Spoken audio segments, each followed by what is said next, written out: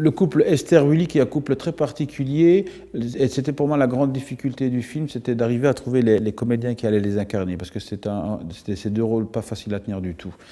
Et assez vite, pour David Murgia, ça a été évident.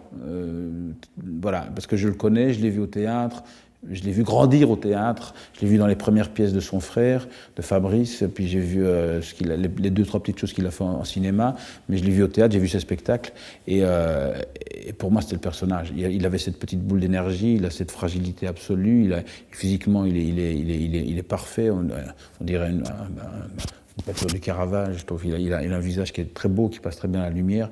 Et puis il avait cette fragilité que je cherchais chez Willy, avec une espèce d'énergie permanente. Ce que David est. C'est un type qui est bourré d'énergie, qui fait plein de trucs, qui a plein de projets, qui est plein de vie. Voilà. Et je voulais un petit personnage comme ça.